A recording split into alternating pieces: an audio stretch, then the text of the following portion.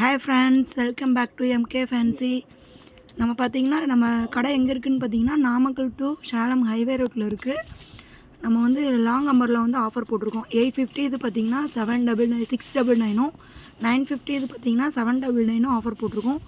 Open top வந்து 450 இது பார்த்திங்கன்னா 399, 550 இது வந்து 499 ஆஃபர் போட்டிருக்கோம்.